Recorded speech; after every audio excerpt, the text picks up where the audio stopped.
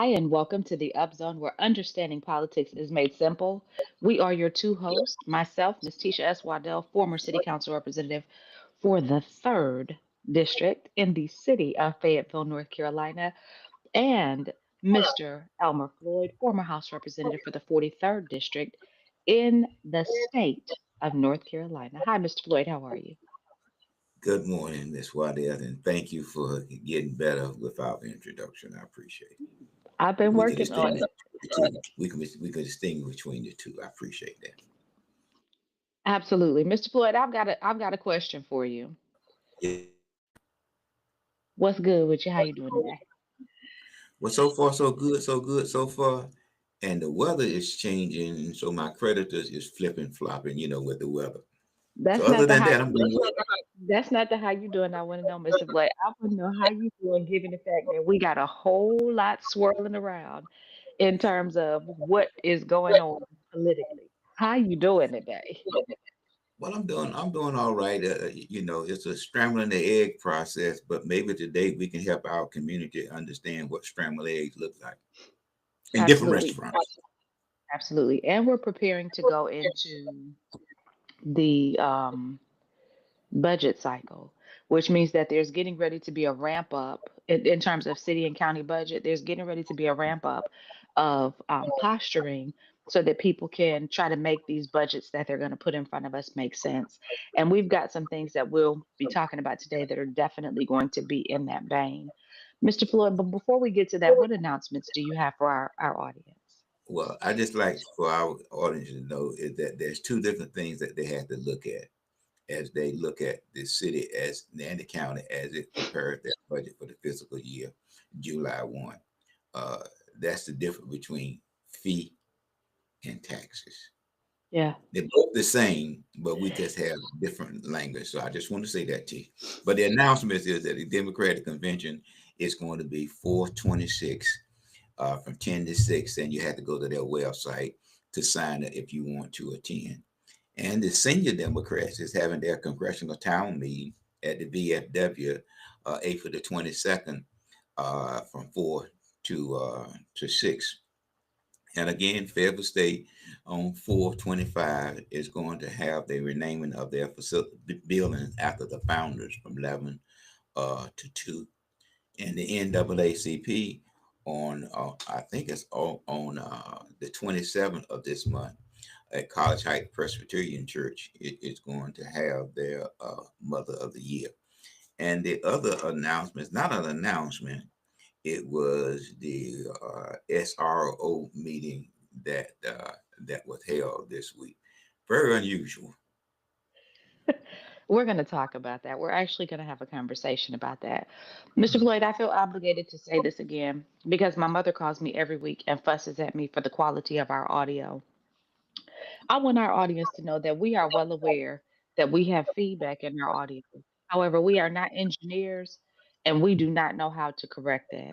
And so we've done all the things that we know how to do. And so now we're just going to continue to do our podcast. But we do issue the clarion call to our audience. If you all want to um, do some sponsorships, we would be happy to go back into a setting where we can pay an engineer to facilitate our the quality of our sound. But I want y'all to know we know we've done everything we can on our end, and we just ask that you find the value in the information and content. You just listen past the echo, right, Mr. Floyd? Yes, That's it. it's information that we provide to you, at free, at no charge. Quality information, no charge. The And sound that's might be sketchy sometimes. what what's the name? Shirley Caesar told her son the No diapers. charge for 9 months. I carried you. That's No yeah, charge. charge. Okay, So, and, so and I so just want I just want to make sure my mom knows we know because Mr. Floyd, it never fails. She calls me once a month to remind me. She is a faithful watcher, and I appreciate that. And I know if she is telling me, it is because she recognizes the excellence. So I just want everybody to know we are aware and we're doing the best we can. So for we've talked announcements, let's get into the gritty and the city and the word on the curb. Mr. Floyd, first and foremost, you did lead off with tensions arising in the meeting with the city council, the Fayetteville City Council, and the sheriff of Cumberland County, who is a treasured guest on our podcast. They had a dispute over staffing. Of course, Sheriff Ennis Wright pushed back against replacing dedicated SROs with roaming coverage. A consultant came in and suggested changes, and there was a heated exchange between Member Benavente and the sheriff. Mr. Floyd, um, this is a conversation right now that we let me say this, it represents a couple of things, okay? So one of the things that it represents is the relationship that highlights disagreements over the best approach to safety. It also represents the staffing challenges that are cited by both Sheriff Wright and by the Fayetteville Police Department. And it represents a real need for determining what some quality next steps are going to be. So, what are your thoughts, Mr. Floyd? Because Sheriff Wright pushed back on the consultant's recommendation to replace those dedicated SROs with roaming officers. He said, I think there should be an SRO in every school, not roaming SROs. So that survey don't cut it with me. And Mr. Floyd, what are your thoughts about that? How do you see this all playing out? Well, first of all, let's just look at it from the beginning. I think that this is a policy making group, and I think that both sides have to have understanding, and that is to have when you're in these kinds of meetings, that's what you call mutual respect Yes. among the members that that is present because you're trying to hammer out individual differences are there. And you mentioned that you mentioned about shortage. The sheriff is about 150 and the city of Fayetteville is about 114. So when you look at the overall schools, you're talking about 84 schools the county school system has. And I think the county has a budget school system about $3.5 million to assist in this effort. But the buck comes in that you cannot intimidate me, in a meeting setting and then expect to get a positive Some response. favor from me. Exactly. That's not going to happen. And I think that each organization, from its organization structure standpoint of view, have to set with its members that's in the policy making mode is that we as council members, board of education members, or whatever, must have respect while we're in the meeting environment. Well, We Mr. must. Floyd, you know the Fayetteville City Council has a long-standing history of disrespectful conduct toward presenters, toward city staff, toward each other. So, and they have an even longer standing history of not being willing to follow their own policy, which indicates that council polices council. The only time that I've ever seen positive feedback in terms of council policing council, there were two incidents, and you will remember both of these. One of them was the incident that transpired with former council member Johnny Dawkins, when he cursed in a meeting and he was censured by the council. And I think that I don't know how that ended up happening because I'm pretty sure it was pulling teeth. The second one was when Councilwoman Shakila Ingram referred to the Fayetteville City Council as the most corrupt ass board she had ever served on, and she was then censured. And both of those times have been the only time that the council has ever dealt with bad behavior, and that was because it was about them. They have never dealt with bad behavior as it related to how they treated Well, their what their what members or their counterparts. well, one thing about serving in the General Assembly, we had the call. The speaker would then, see that your light is on and ask you, as an example, Representative Waddell, okay, and then you allow to speak. Okay, you allow to speak, and there's a time limit for which you allow to speak. all information, everything ran through the Speaker of the House. Which is supposed to be the way it is, even at the city council level, because the mayor is responsible. One of the only delineations between the mayor and the council is he is responsible for maintaining the order of the meeting. But Mr. Floyd, if you observe, I can only speak to my tenure. He was often one of the purveyors of the behavior. And as we see Mario Benavente attempting to run for this seat, one must ask himself, if this is how you carry yourself in a meeting as a member of the board, how can we expect that you would facilitate the meetings as the mayor of the board? Well, that's what I'm saying to you. That there's a sense of mutual respect. Okay. Now, one thing that I said to you off the record and on, many times, I'm not going to pay you, Madam Waddell, to discriminate against me. I've said that to you many times. Now, I look like somebody crazy to Yeah, go in your business and spend my money when you are discriminating against me. It's absolutely. not going to happen. I mean, I drive a mile down the road to buy a hamburger, you know, than just so it's a sign of mutual respect. And when you in leadership, that's the key, is how you conduct yourself in leadership. I've been in meetings, T, that if I had a baseball, I probably would have thrown it up front. Okay. But I'm in a meeting, a policy making meeting, and that's the purpose of the meeting itself. The key thing here is SRO. And the fact of it is, T, there's a lot that goes into these resource officers. There's Hmm. training that goes into it, and you must be a law enforcement officer, a sworn law enforcement officer, because only a sworn law enforcement officer had the power and the authority to arrest. Absolutely. Now, Mr. Floyd, let me say this. When Sheriff Wright visited our podcast, I did not get the feeling that he was entertaining entering back into a contract with Cumberland County Schools to provide officers, to provide He doesn't have sheriff. the staff. I mean, let's be real. He Exactly. doesn't have the staff. He does Exactly. not. He is 150 plus short staff. And it was not retaliatory. His decision to not do that was not a retaliatory decision. It was based upon manpower, the And you ability to and actually provide the service.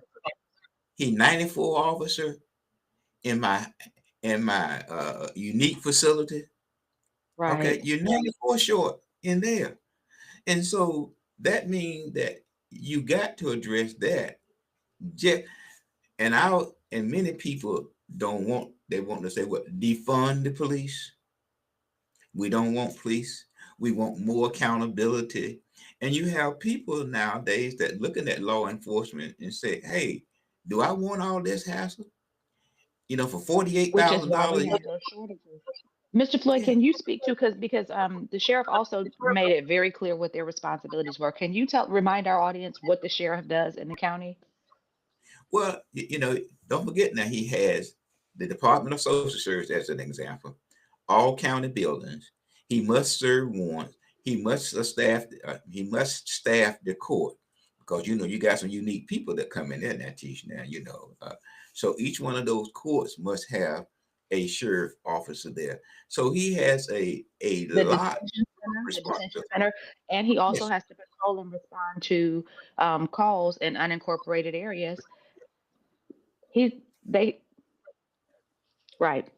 But one thing that he said is that when there's alarm that goes off in a school that's in the city, hypothetically now, the officer from Eastover must get on I-295 and come around and go to Terry Sanford. When you got a police officer there that is next door that can serve that alarm. But the police at that time, I don't know what they might come up with now, did not want to serve. They didn't have time to serve their warrant. So I got an officer now, remind you now, got to come from Eastover to Terry Sanford High School. So he got to get on. He doesn't have to get on it, but he has to travel I-295, come all the way down to Bragg Boulevard, jump off on Bragg Boulevard, and then service the call. by that time, the burglar done got what he wanted and on down the street riding. Yeah. Well, Mr. Floyd, let's talk about another source of contention for the Fayetteville City Council, the sales tax redistribution agreement with Cumberland County. So it appears as if they have approved a new sales tax revenue sharing agreement with Cumberland County. And this agreement is projected to generate at least $2.5 million for the city over the next 2 years. But as we speak about what it will generate, that doesn't say what will be lost. Because remember, we talked about what the losses were going to be. This transition to ad valorem distribution sets the stage for a shift from the current per capita method, effective July 1st, 2025. This change aligns revenue redistribution with property tax values rather than population figures. Now, Mr. Floyd, that is a key term right there. Property tax values. So when we hear that, listen, I want you all to hear this. It aligns it with property tax values. What just happened to the property tax values, Mr. Floyd? Well, Teach, I tell you what, I'm afraid to say anything until after the county started its budget meeting on May 1. But you must know that from the city's perspective, there's a real push to see that increase so that they can get some additional dollars into the coffers. That's between 11 and $13 million that they lost. So they'll make up 9 and they make up 2. So they're still 11 to 13 million dollars that they got to find fees. I don't like to use the Absolutely. word. Well, we gonna call it what it is. So until the new model takes effect, the county will receive 100% of the growth in sales tax revenue. This provision allows municipalities time to adjust their budgets in anticipation of the upcoming changes. All municipalities within Cumberland County have approved the agreement, indicating a collective effort to prepare for the transition to the ad valorem system. Mr. Floyd, what you want the people to understand about this? Well, Teach, I tell you, we're still gonna lose and we still got to make up.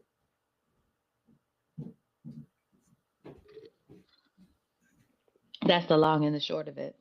Yeah, that's the long and the short. That's We the we're long and the going to short. and we got to find that money somewhere through the preparation of our budget. We Well, got to let's find it. let's talk about where we're finding it at, Mr. Floyd. We're finding it. We're finding it by raising those fees. So there was a conversation recently at the Fayetteville City Council where they decided that they were going to change the mechanism by which they assess stormwater fees. So heretofore, residential properties were being charged $7 a month for the stormwater fee. It went up from $4 to $5 to $6 to $7. We landed at $7 recently. Now the conversation is the fee would be based upon the amount of impervious surface, meaning the square footage of your rooftop and your driveway will determine what your fee is going to be. So the larger your home, the higher your fee. I think we saw that we could see anywhere upwards of $14 for some properties, and they're looking at an increase for commercial properties. Now, what we saw was that this change, which was voted for by the Fayetteville City Council, they've approved making this change, and now they've asked staff to come back with details that they can finalize.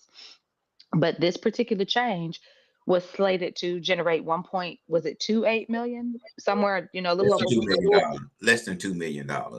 Right. And so we can see where they are going through. Remember, we talked earlier at the top about how budget season is slowly approaching. And so they are having these conversations about where they can generate this $10 million that was lost. So we see that the stormwater fee is getting ready to go up for a lot of people. Mr. Floyd, what are your thoughts about that?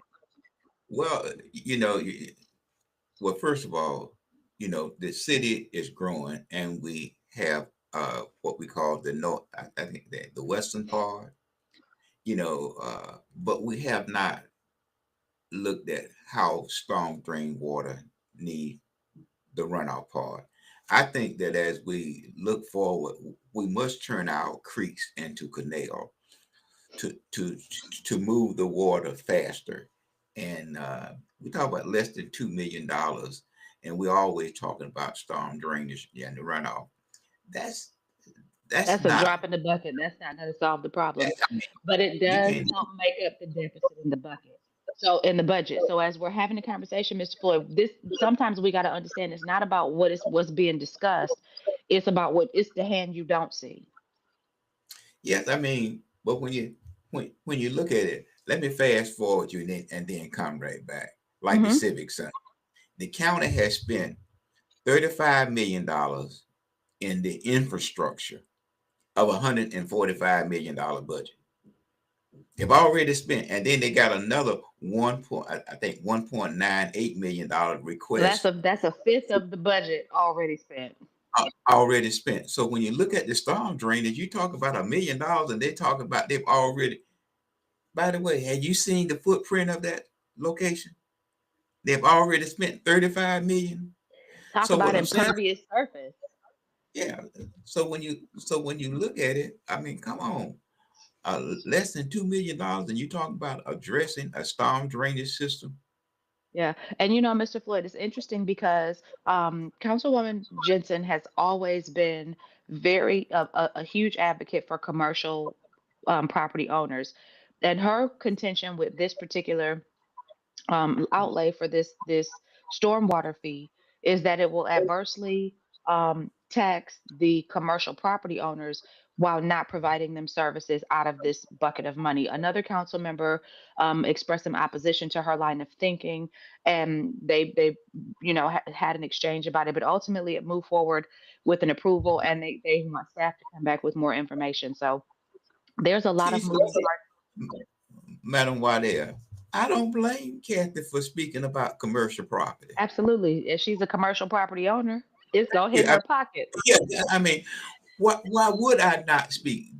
That's the purpose of you serving. Hmm. That's part of her constituent base. So you Listen, expect I've her, always told people Kathy Jensen is her number one constituent.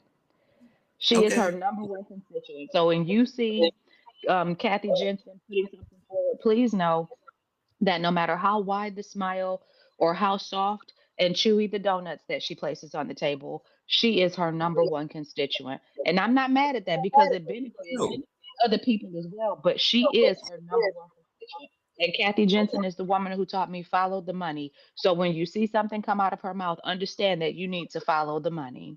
that's what I'm saying. So I do not blame her.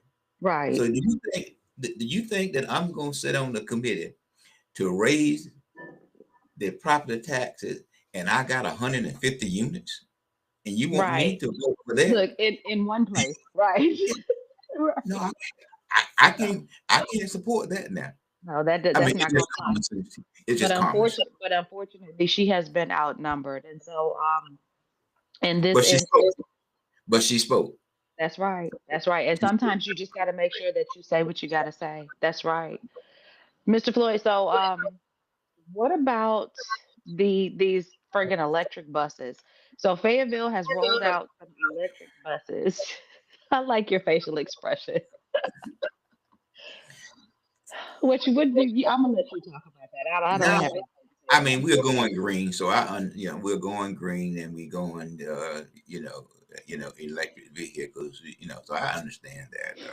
it. Mr. Floyd, how far is the how far will the charge take these buses? The charge would take the buses 150 miles, and then And then they what happens? then they had to come in and be recharged for 6 hours before they go back out again. So we talked about this from where we are to downtown is about 5 or 6 miles, maybe. So if I'm running a route, I've got 150 miles that I can run on this bus, and then this bus has to go in and be charged for 8 hours. So I might Mhm. get one or two complete routes out of a charge. Does Well, that seem that's efficient to you?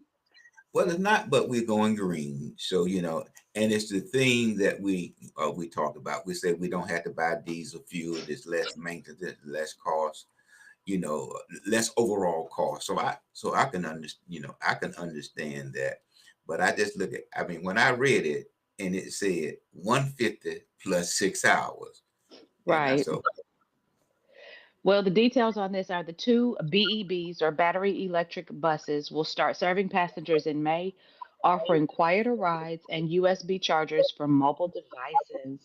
2 more electric buses are expected to arrive by the end of May, with 4 additional buses planned for 2027 to bring the total to 8 electric buses. Mr. Floyd, I guarantee you there was some federal funding that came down the pipeline Oh yes, that paid for yes. this, because otherwise this would not, even Doug, this wouldn't have made sense to him to come out of our budget. But most certainly this is something that there was federal funding tied specifically to something like this, and it needed to be spent. Well, Each 40-foot, it's go ahead. federal, usually it's federal, state, and then local. Yeah. So help offset the cost. So the local might pay 10% of whatever the cost is for those buses. Yeah, but they surely, this is not something that Doug was like, let's take a few $1 million out of our budget, because he doesn't even, I don't even think he operates like that. So the city secured funding. Oh, here we go. The city secured funding through the Federal Transit Administration's Low Federal Transit Administration, federal government, low or no emission grant, and North Carolina's Volkswagen grant to support this initiative. Mhm. So there we have that.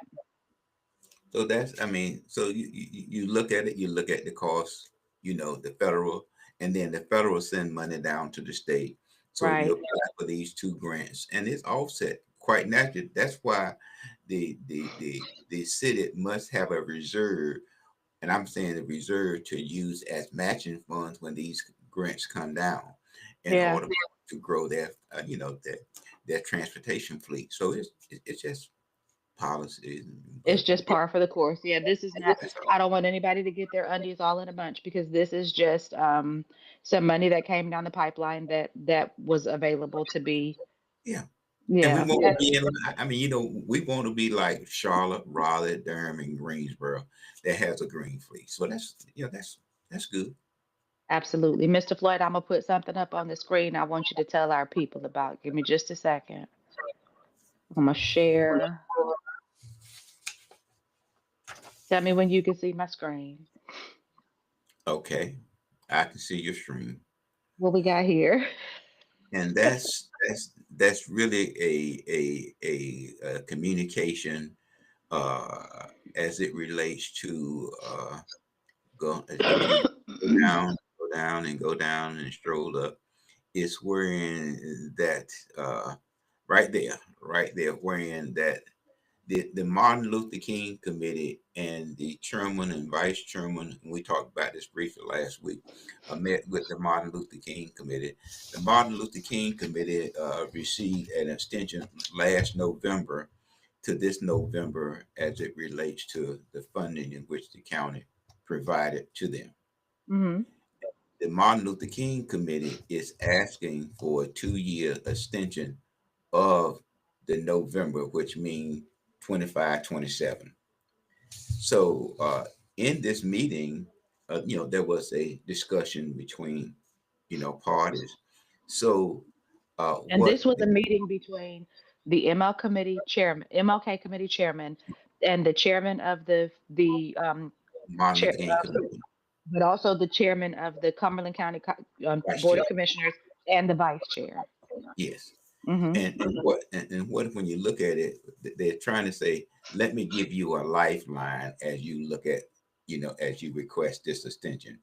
So what we need from you is the scope of work, a copy of the MOU, and then the timetable of the project, and then they want the county recreation, city and county recreation park to oversee uh, the project, and they're asking for this by I think it's April the 30th, soon Uh-huh. that as they go into the budget process. But rumor deal is that there is some pushback towards this Well, request. let's go through this real quick. So they want a scope of work, the Mhm, existing memorandum of understanding, current mhm. timeline for the project from this date forward to project completion, confirm or deny the board's willingness to allow City of Fayetteville to bid and manage this project with board oversight only, follow up meeting in May with MLK committee. Here's the question that I have for you, Mr. Floyd. This seems to be the point of contention. Confirm or deny your board's willingness to allow the city of Fayetteville to bid and manage this project. The MLK committee, the only person that I can remember when I was on the board that had construction management experience was Mr. Lacey. Mr. Now, Lacey and his daughter, evident, his daughter but was Mr. Shorter was gone by the time I came in. He had already passed. So, but when it first commenced, we had Lacey and Mr. Shorter who were on this board, both of whom had experience and expertise in this area. Now we have a board that's made up of educators who don't have experience in developing projects of this nature. So this seems to be a logical course of action. If we are giving you the lion's share of the money for this project, then we need to make sure that it is bid properly and that it is properly managed, that the construction phases are properly managed. Well, we're hearing that there's some kickback on this yes, and that they are essentially, I'm gonna turn this off now, that they are essentially considering legal representation, which is yes. which is stupid because if you can afford an attorney, you don't need any more of our money. Well, you know when you do that, and what the board have extended is you a lifeline in order to Because this receive. project should have been done, Floyd. Well, during the same time that the county gave that extended this money to the Martin Luther King Committee, the Orange Street School received similar funding. And they're Similar, done with their project. yeah. You They know, up and the running. yeah. You see, so you know, one meeting that there's a lot that have taken place, but the key thing of it is we want to say who is going to be in charge. The objective is to Is to get get this it project done. complete. Doesn't matter who is in charge, is to get the project completed. And you need Now, somebody in charge who has experience doing this. well, some say, like one say, well, I want our architect or our engineer to be involved. Well, he's going to be involved with this or that. It doesn't matter. Right. He's going to be involved. But by having someone full time to oversee the project, okay, and make sure the project meets this timetable and the funding level, which is the same, because this project not only the Sparrow itself, it needs restrooms and it needs parking. And All of this, it needs didn't we talk about it needing to align some stormwater measures to make sure.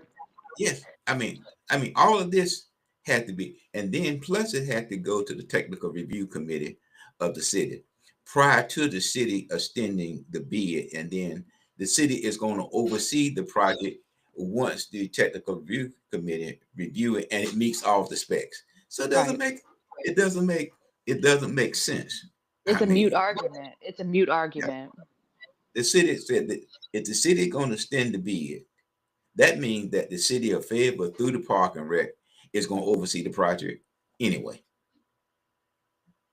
Okay, anyway.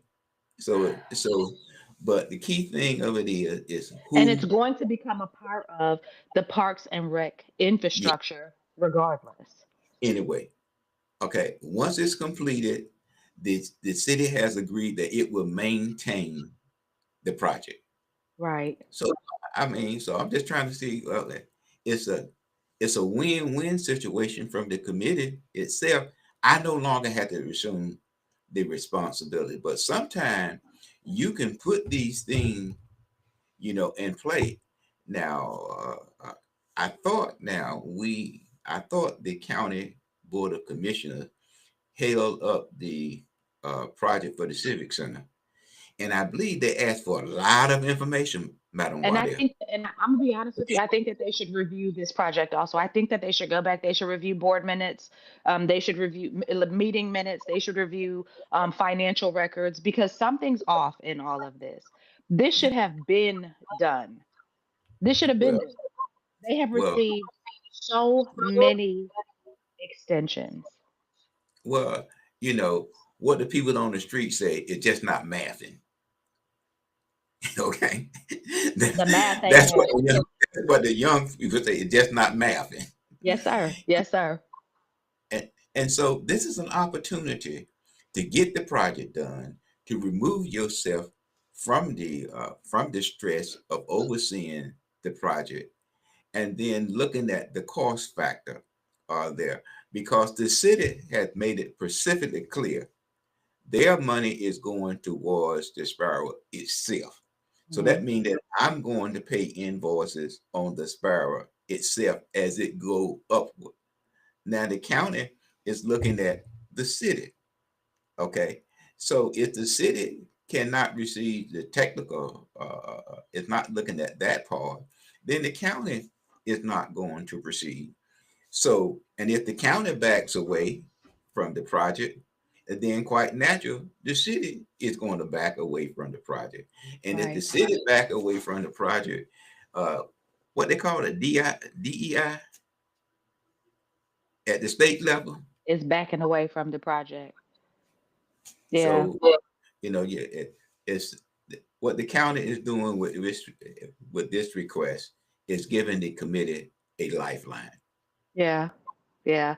Mr. Floyd, they do well to take it, but I think if the history of this board is any indication, especially as they have been operating most recently, I don't think we're going to see this project come to fruition. I think they're gonna botch this one, and unless the city and the county step in and just take it over, I think we're going to see this one go by the wayside, which would be very unfortunate because no matter how you feel about the project in and of itself, a lot of blood, sweat, and tears went into getting to this point. Well, let me share with you, Teach. Some person wanted to know about Floyd. Well, Teach, when you look at the Martin Luther King Committee here in Cumberland County, it was the Human Relations Commission under the direction of Elmer Floyd that found the location where the present park is and got the city to look at it once it is completed, that they will manage it because it was Yeah. supposed to be on Robinson Street. When we look at the Martin Luther King birthday as a holiday for the county and the city, it was the Human Relations Commission. When we look at Martin Luther King Freeway, that's part of the Relation Commission. When you look at a scholarship that's been in place 50 plus years for the Martin Luther King Committee to give to students. So I have spent my lifetime working on the Martin Luther King programs and projects. So I have a vested interest in this program because the first $1.5 million was done at my request. So Yes. when you look at it, I lost my seat because I requested this But money. this And then project, I turned back around and Senator Villa lost his seat for the same reason. So we have a vested interest in this project, and we want to see this project move forward. Both the city and the county support this project, yes. but you can't put me over the head and then expect for me. You already beat me on my head, so my head is already down. Yeah. Expect me to humble myself. You have to be, if you're a policymaker or you in the board, sometimes you have to, like we do in the General Assembly when I serve, hold your nose and cast your vote. Absolutely. Absolutely. Well, Mr. Floyd, the last thing that we have on our agenda to discuss is the North Carolina incomplete voter registration list. What do you want to tell the people about that? I'll put the list up on our Facebook page right quick. Okay. Well, I, I do believe that you have the list from those persons who are Cumberland County of the Yes, sir. 60,000. And it's not set in stone about when those persons must make the necessary correction.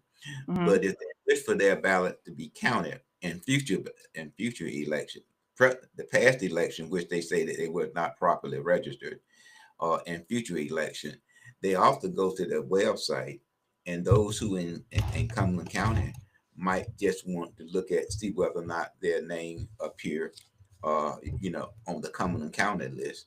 For Absolutely. instance, our apostle husband name was on the list. One of our deacons and they had been voting for 14 and 15 years. Wow. Their name was on the list. So you have to go in and see whether your name is on the list and make the necessary correction immediately, Mm-hmm. because they're saying that you left off something, whatever it is. But the Board of Election has approved whatever it is that they say that you left off for 10 plus years. Right. So, like I said, I will figure out how to post that document on our Facebook page. But if I can't, if you'll just send me, if you want the list, if you send me an email to Upzone, I think I don't even know our email address. What? Miss Floyd, do you know our email address? No, I don't teach. I don't have it written down Hold anywhere. on, I'm gonna look it up because I want to be able to give it to y'all. But you can email me. You can email me directly to Tisha at TishaFayForward@gmail.com. Well, TishaFayForward @gmail.com, and I can send you that list. let's look at this, Tish. You want me to put it up on the screen? Yeah, Okay. if we can, because this is critical as it relates to my party as it fight to get this this to bring this election to a close. Here Okay, you have it's Fayetteville, Hope Mills, mhm. Cumberland It's County. coming. So you can see Cumberland Yes, County right they can look and see if their name is on the list and do what is appropriate. If the name is on the list, then they should go down to the Board of Election to make the necessary correction, showing that their vote can be counted, and again for future elections that they there. wish to Absolutely. participate. And And if Cumberland you County know, has a whole host of people on here. 17,000, I think it's 1,700 or 17,000 Look, we're or just in the 7,000. bees right now, Miss Floyd. Yeah, you see, they can go and see if their name is on this list. So it's very simple to do there. Now tell the But people now, again, what is the significance of this list and why do they need to go and check this out? because they're saying that your application for voting, for the purpose of voting, is incomplete. Yeah. You did not have a driver license number or the last, I think it's the last four of your social security card number to verify that who you say that you are. Now they're pushing it towards those persons that are overseas, your military personnel, and those persons that And don't this inform. has to specifically, Mr. Floyd, do with the people whose votes were being contested in this judicial race, correct? Yes, and it was 60,000 statewide. 60,000 statewide. And Mm-hmm. so, and many say that it has an impact on the minority because most minority vote Democrat. So Mm-hmm. now they're pushing not only that, but they're looking at military personnel, which military personnel say that voter ID was not a requirement. Okay, Mm-hmm. there. So this brings about whether or not you wish to have your vote counted. And again, Right. I think July 1 is when you file for the city council, and That the is one of November them. and the November election. It's an off year election, but if you wish to participate and have your vote counted, because someone on the other side may say that we looked up your name in Cumberland County, you wasn't properly registered. Right. And It's so always important to check if you want your ballot to be accurately counted. We said this before. Check your voter registration. See, we're only in the R's. I'm still going. okay. You see, so the thing of it is that it's best to vote early. It's best to vote early. That's one. Second, if you don't want to vote early on the day of election. Vote in And if person. yeah, and if you can't, then it will give you time enough to find whether or not you have all the proper information or you Yeah. at the proper polling site, because polling site changes, in some election. And Mm-hmm. so you might say, well, I get off at 5 o'clock, I go by and vote. Well, your voting site was at 8, now it done moved to D. Yeah. So unless you get a provisionary ballot, and then with a provisionary ballot, you got to come back and bring the information that they requested. You see, so there's another day loss. Right. So it's best to do it, it's best to do it early for those persons who wish to have their vote counted. But to each is, to Each his own. each is each his own. Yeah, I but mean, handle your business. I mean, if this is important to you, if it's not important to you, don't worry about it. But if this is important to you, handle your business. well, that's the teach. If you look at it, I don't care. Politics is in everything. It's in the church. I hate to say it, teachers in the homes. You know, it's everywhere that you go. And it's just like, even you have hens, don't you, I at your do. house? I sure do. And there's a pecking order among hens. Yes. Okay. If you look in your field and you see the hen with no feathers on, He at the bottom. everybody She's at the bottom of okay, everybody picks on her. Okay. the. So there's a pecking order. So it's critical that if you want to participate, but the process goes as a person told me the other day, who is going to educate the community of the importance of making sure that you have all the documentation. I mean that your voting uh, uh, is in order. That's what Right. who is the educators. I mean, is the Democrat Party is going to do that? Is it the I mean, Board of I don't know. Elections? Is it, yeah. I mean, go we I think I sent you and you showed it last week how our party is losing members because of the action of the party, the Yes, sir. ranks, and Yes, not sir. really support minority candidates. And I think that Robert Reed told us on the report, on our report a couple of weeks ago, he really hurt my feeling because he told me that the Democrat Party gave me more than Then they what. gave him. He said that. Look, he said that's $98 than they ever gave me. 98 more. That's You see, crazy. so that's the problem that we face.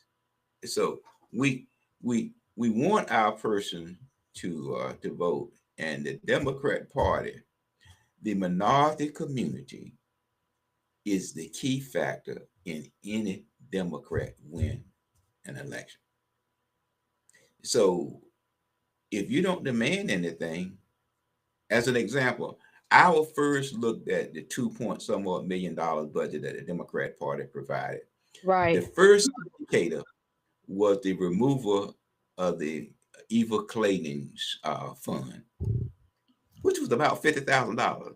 Mm-hmm. That was the first indicator, That was okay, like a of test. our, That was a test in the water. and we didn't fight about it. They say somebody gave the money to the party. That Right. was the first indicator of how they looked at the minority community. Okay. We Mm-hmm. didn't argue. We didn't argue with Jessica Holmes. We didn't argue with Winston. And the thing that really surprised me was Ron Table's wife, no consideration. When Thompson could have ran for, could have been an appellate court judge. And when if Mrs. Holmes that lost by 2% had a got some money from the party, maybe the board of election would not been in the auditor office, Yep. Yep. But I don't know, Teresa. What do we know, Mr. Floyd? I don't know. But like the song said, when all you had done, just stand. Yeah. Yeah. And I think that the minority community now is saying that we have stood enough. Absolutely. We have stood enough on your Miss, behalf. Mr. Floyd, let me ask you this. What do you think what do you think that the expectation of the people should be given all of these factors? But what you're trying to do is to be more educated Mhm. about how information is coming to you and evaluate it. I mean, this is factual, starting back with uh, the young lady that ran for lieutenant governor, uh, Representative Holly, Mhm. and Holmes Yvonne Holland. ran, yeah, when she ran for, I forgot, those two, it was three females in 2020. These are indicators that you look at. The party didn't support them, and come right back again in this session that 3 person did not receive support. But you give a $40 million, you give the governor 29 million, you give the Jackson about 1.5 million, and then it goes down. But Mo Green with the superintendent got 500,000. So all of these are indicators, Tish, but you say nothing. You say nothing. And so if you don't say anything, I figure Yeah. out that it's all right. Yeah, and Okay.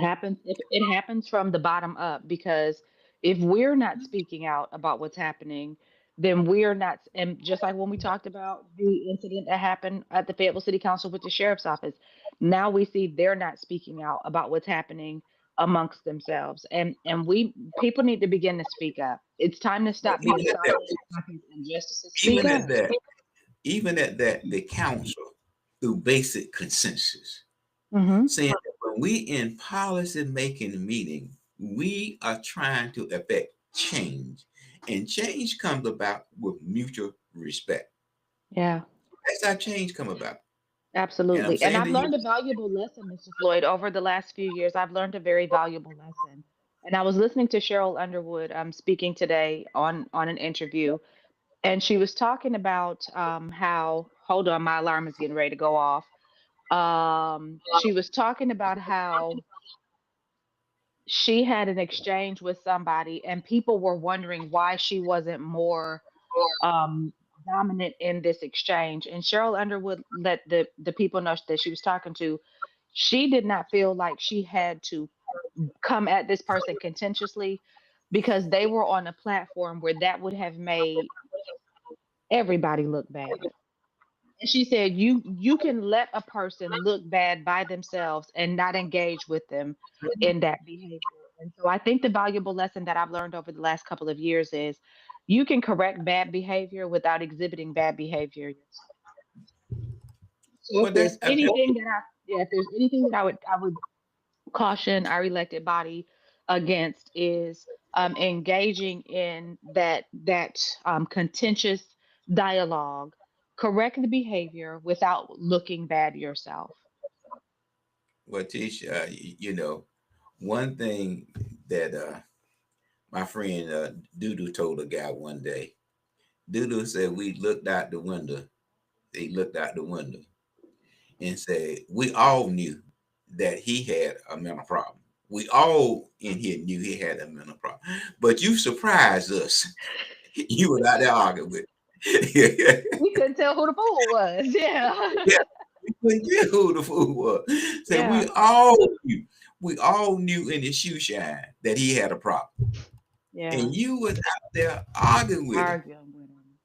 So we didn't know who was the fool. Yeah. You all Yeah. was going there, you That's know. very So valuable. That's very valuable. But we do want to see our governing bodies exemplify respect, especially to the people that you want to come alongside you to help secure our community's resources. Be respectful. You can be strong and you can be brave and you can be bold without being disrespectful. well, that's true too, and especially when you're trying to work out policies. I mean, Absolutely. yeah, the council has policies, the sheriff has policy, the school board has policies, Spring Lake has policies, Hope Mill, all has policies along with ordinance too. So Yeah. how can we work together to effect and grow what we know that we need school resource officers, and we know that the contract is going to expire the last of June. So we got a very short window to how Right. we are going to get the 84 schools within the county. Right. One thing is out by the school board is Roman Arbros here. And one thing that's out by the sheriff's office is the sheriff providing the SROs.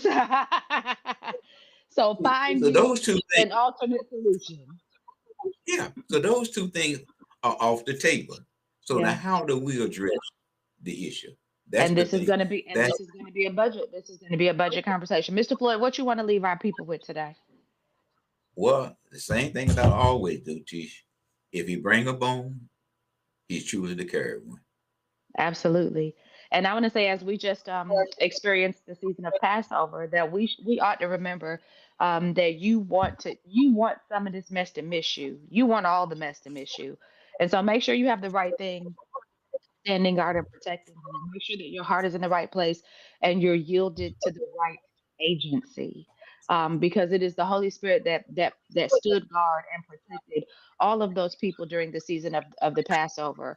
So let's choose wisely who we will serve so that we can experience grace in these seasons of tumultuous change. Mr. Floyd, as always, it is a pleasure to share this platform with you. You are one of the smartest men that I know when it comes to how all of this plays out. I see you making faces, but you know I'm telling the truth. And you I give it, appreciate. no, really, and you give it to folks in a way where if they sit with it long enough, it'll really make sense. It'll really make sense. So we ask that you would like, share, subscribe, follow, tell a friend to tell a friend, and we will catch you on the next episode.